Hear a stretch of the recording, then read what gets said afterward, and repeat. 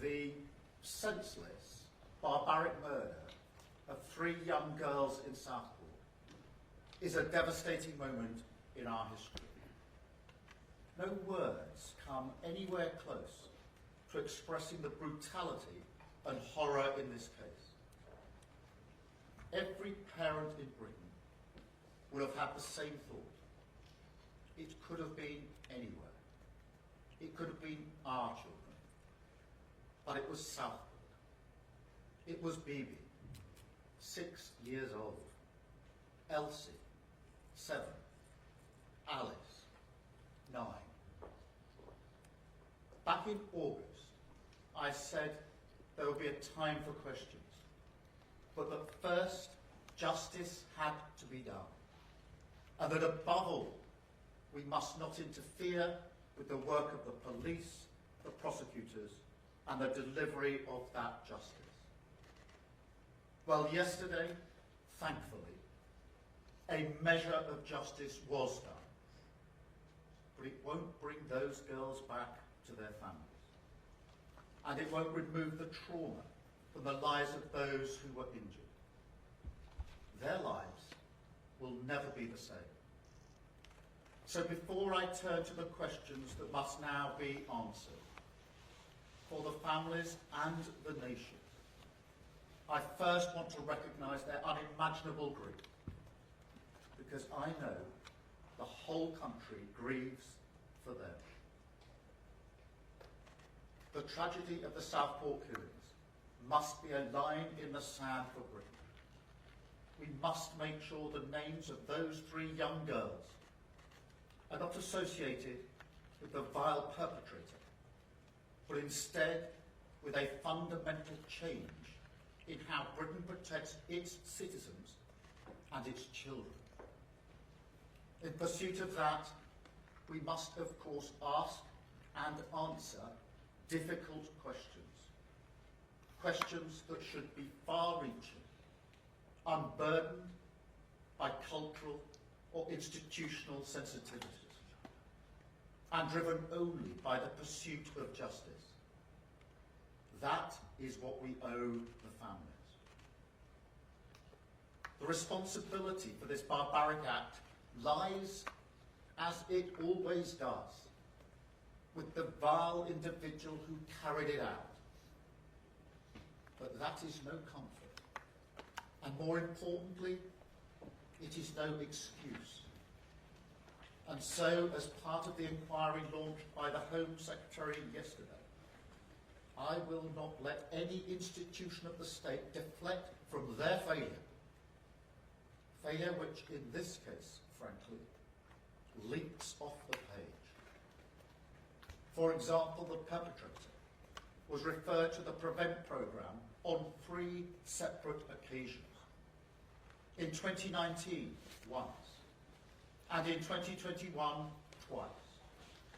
Yet on each of these occasions, a judgment was made that he did not meet the threshold for intervention.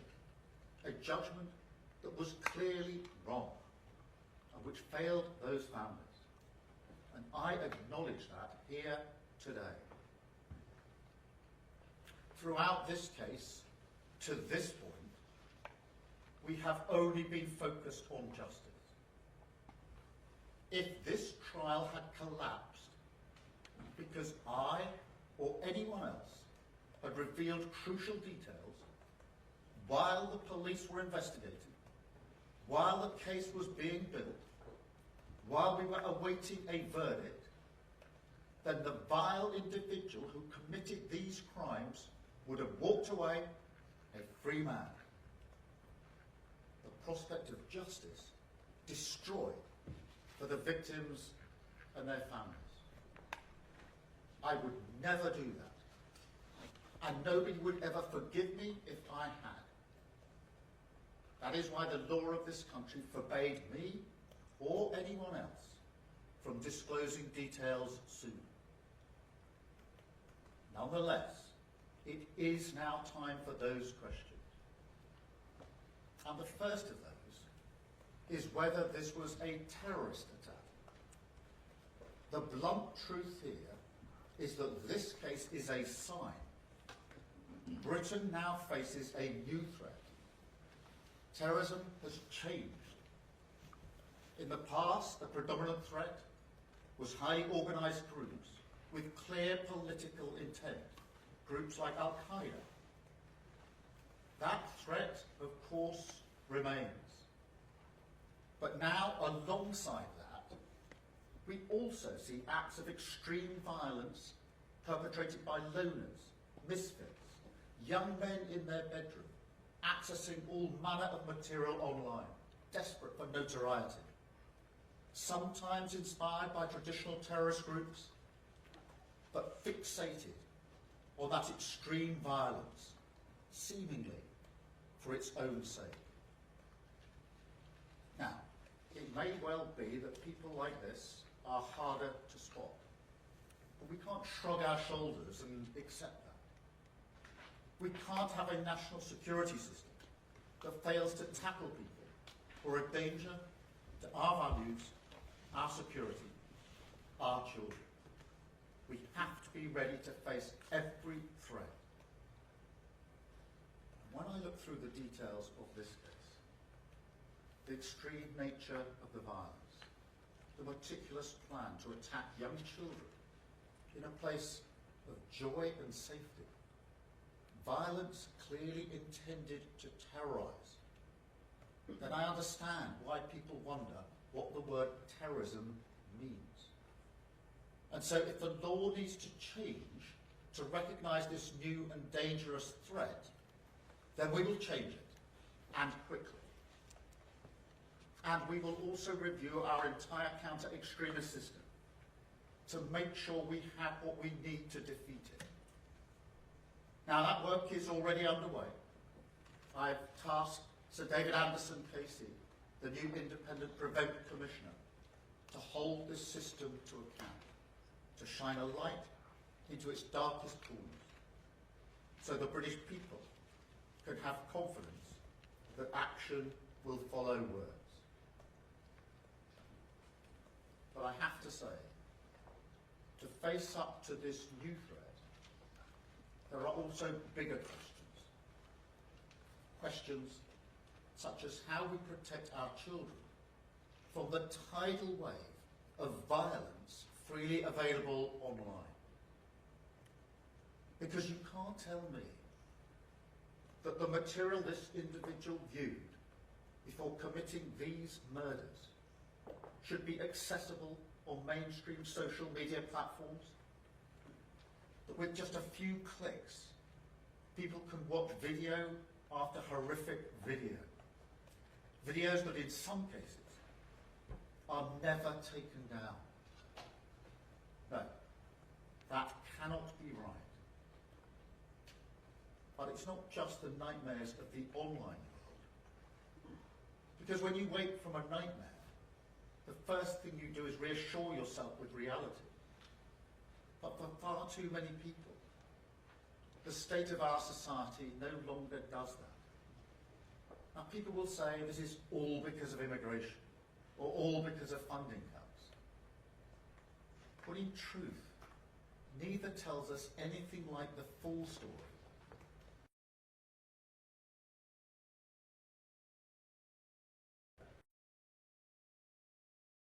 A growing sense that the rights and responsibilities that we owe to one another, the set of unwritten rules that hold a nation together, have in recent years been ripped apart. Children who've stopped going to school since the pandemic. Young people who've opted out of work or education.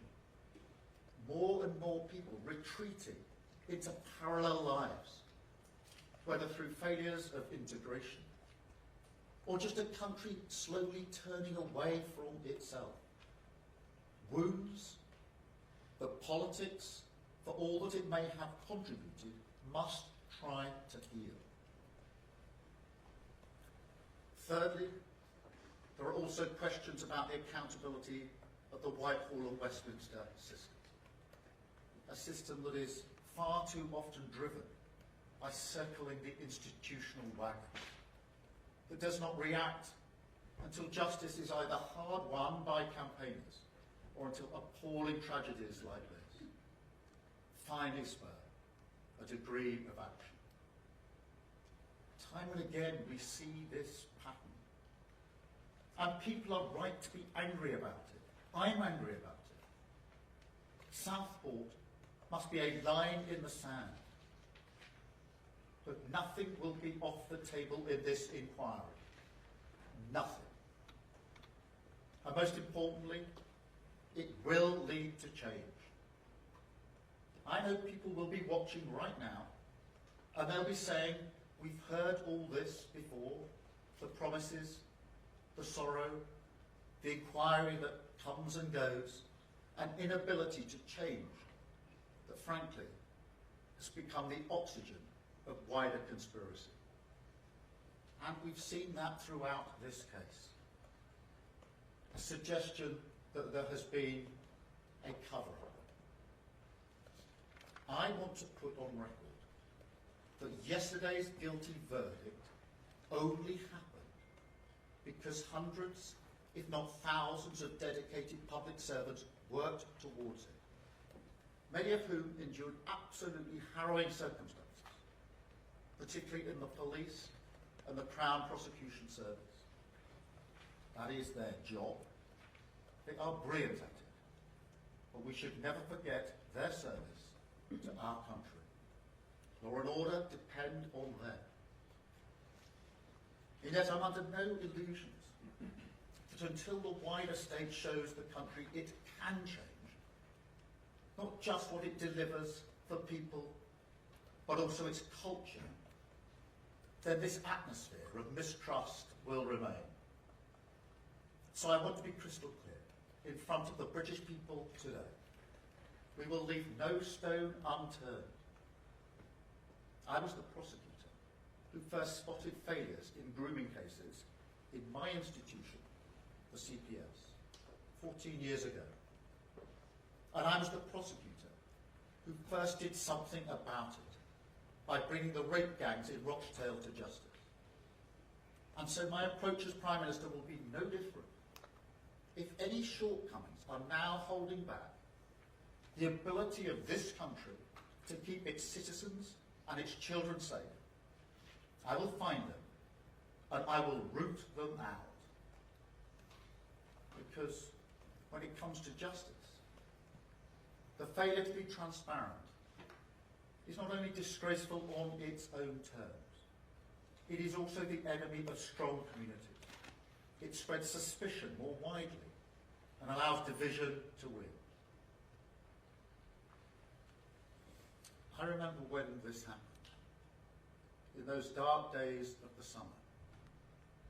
I remember that, like now, the whole country grieved for Southport. But I also remember how it was profoundly moved by their example. Because even as that community faced an unimaginable evil, even as they had to endure mindless violence, bricks and bottles thrown at their community, their businesses, their mosque, police officers attacked, including those who were on the scene responding to this vile murder. Even despite all of that, they chose to come together. They chose to pick up the pieces of their lives. They chose to rebuild, brick by brick, side by side. Strangers no longer strangers, a community. This country has no shortage of empathy for the people of Southport. I know that. But in the face of such darkness and tragedy, what we really should do is follow their example. That is what we need to face this new threat. But also something more. Because national renewal isn't just about public services or the economy. It's about turning us back towards ourselves, giving people confidence in a shared future, so people can once again see the strength and power in themselves and in this nation.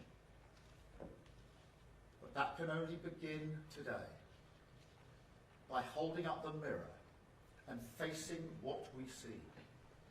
So wherever this inquiry goes, we will follow it. No matter the boats it will rock, no matter the vested interests it will threaten, we won't hide. But then, most importantly of all, we will act. Because this time it will be different. Southport will be a line in the sand. We will honour those 3 little girls and deliver not just justice, but the change that the people and families of Southport deserve. Thank you. I will now take a number of questions from the media, starting with Vicky Young from BBC. Prime Minister, you are a person with years of experience as a senior prosecutor. Do you really need a public inquiry to tell you that the system needs to change? And isn't there the possibility that that delay could mean that other dangerous cases are missed in the meantime?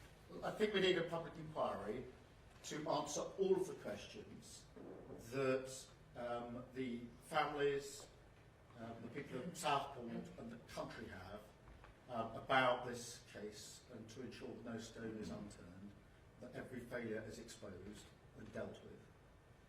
I also think we need an inquiry because we're dealing with a new cohort, a different threat, this individualised extreme violence, and we have to have the laws and framework in place to deal with it.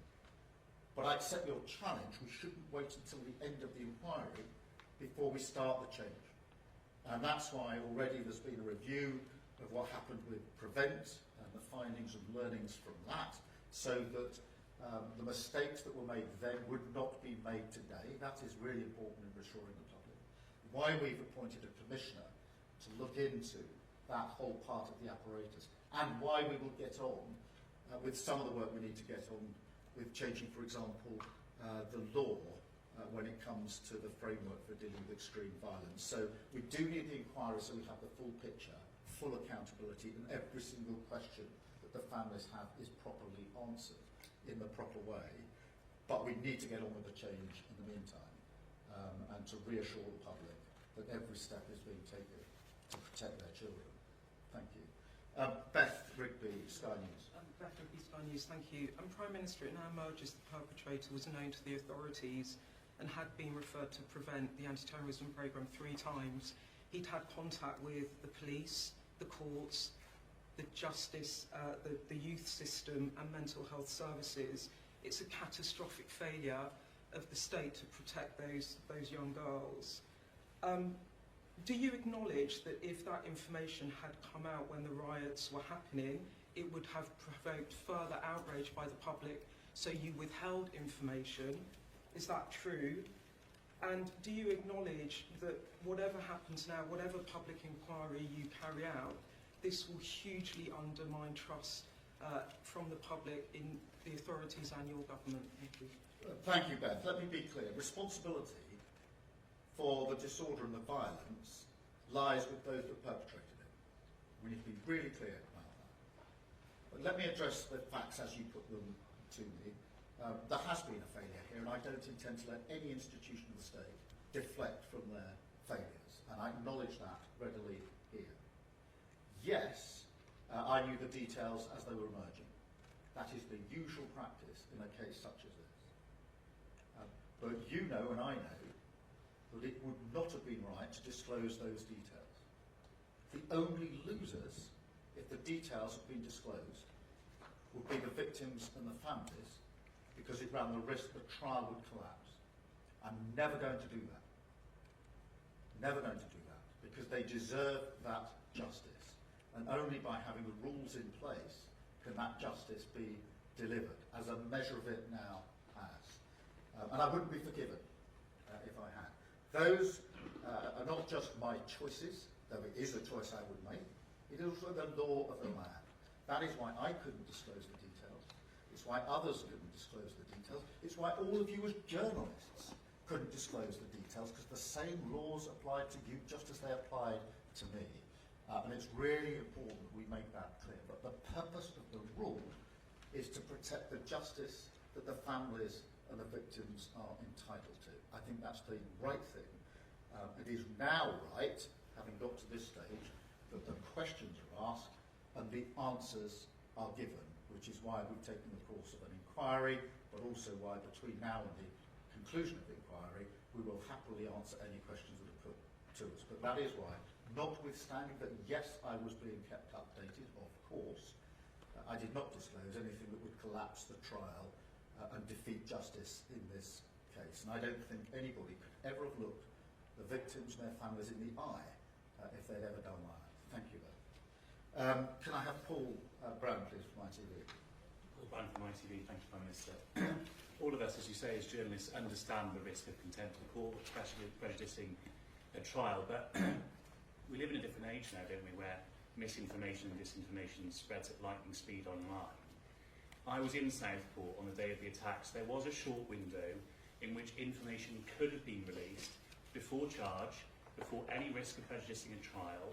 Why didn't you do that? And do you think it was a mistake not to provide that detail then? Firstly, let me address parting up.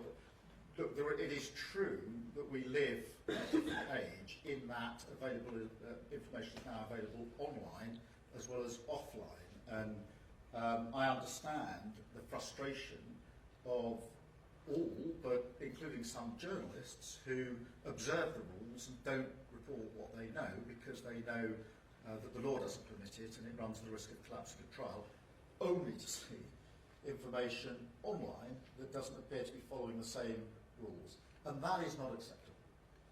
That has to be addressed and will be part of what we will be looking at, because that can't be right.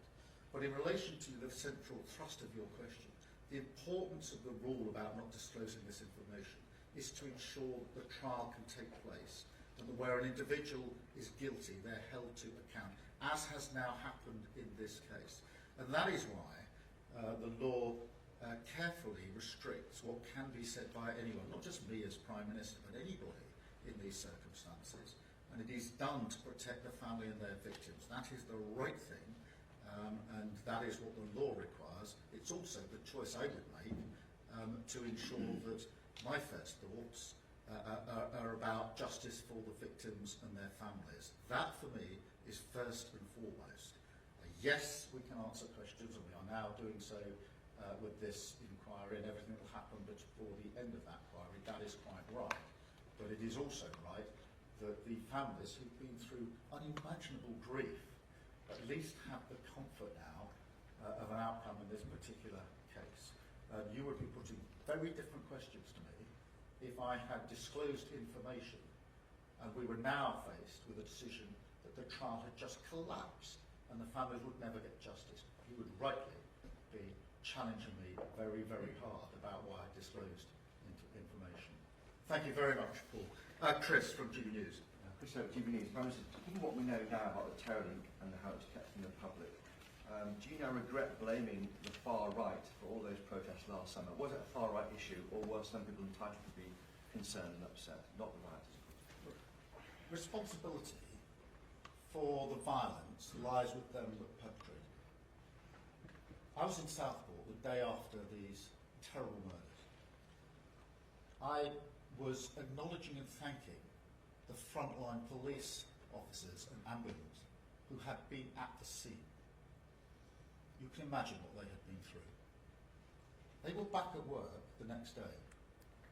They were saying it was just their job. I could see in their eyes the impact it had had on them, what they had to deal with, what they had to see, how they endured. As I arrived back in London, those same officers were putting their riot gear on and having bricks thrown at them. Those same officers. I don't think anybody can justify that, nor should they attempt to do so. Thank you, Chris. Harry from Sun. Thank you, Prime Minister. Sort of laid this point, but I think it's important. All summer we were repeatedly told that the Southport attack was not terror-related, it wasn't being treated as terror-related. That wasn't true. Because in October, Monster was charged with terror offence.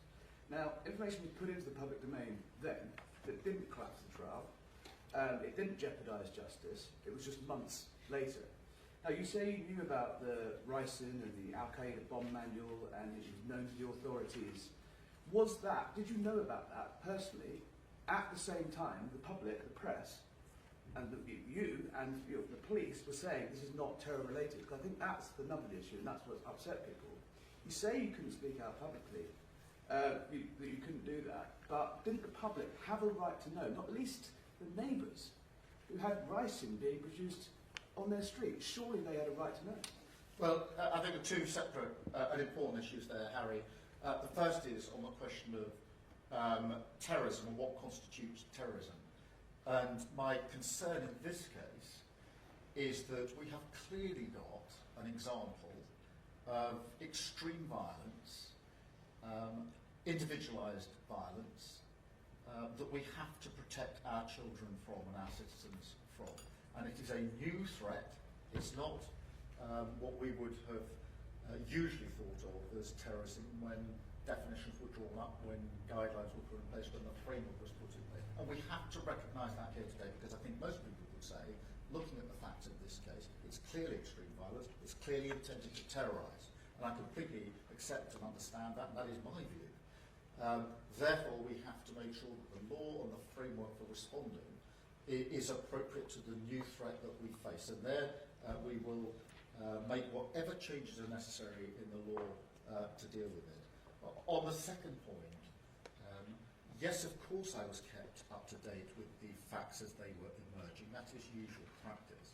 But just like you, as a journalist, I had to observe the law of the land. It was not my personal decision to withhold this information, any more than it was a journalist's personal decision not to print or write about it. That is the law of the land that is in place for the reasons I've set out, to protect the integrity of the system, to ensure that the victims and their families get the justice that they deserve. Thank you, Harry. And Jason from the Mail. Thanks, PM. Jason Gross from the Daily Mail. It sounds from what you're saying like you personally consider this to have been a terrorist attack in the ordinary sense of the word. Is that right? And also, it sounds like you don't think that this is a one-off. Should people be worried? And are we going to need further protections in schools, youth centres? Because this guy seems to have had some sort of obsession with school messages. Well, thank you for raising that, because I think this is a really central issue, because, as I say, this is extreme violence, clearly intended to terrorise, and my concern is that because it is different to the sort of behaviour we've associated with terrorism, Al-Qaeda, and there are plenty of other examples, which tended to be more organised in groups with a clear political ideology and motive. Because it's not that, it is a new and different threat, it doesn't fit as well as it should within our framework, within our toolbox. And that is what we've got to change. That is the urgent question that has to be addressed. And it's one that has to be addressed before the conclusion of the inquiry. And it's why we've already done the learning from the prevent mistakes. But it is that cohort, I do think it's new. You've seen versions of it in America with some of the mass shootings in schools. It is not an isolated, ghastly example. It is, in my view, an example of a different kind of threat. And that is why I'm absolutely so determined that we will rise to that challenge and make sure that our law, our response, is capable, appropriate, and can deal with that sort of threat. But that is my concern, that is my thinking, that this is a new threat, individualised, extreme violence, obsessive, often following online viewing of material from all sorts of different sources. It is not a one-off, it is something that we all need to understand and have a shared undertaking to deal with within our society. And that is not just the laws on terrorism, the framework on terrorism, it's also the laws on what we can access online. We still have rules in place in this country about what we can see at a cinema. And yet online, you can access no end of material. We have to ensure we can rise to this new challenge, and that is what I'm determined to do. Thank you all very much indeed. Thank you.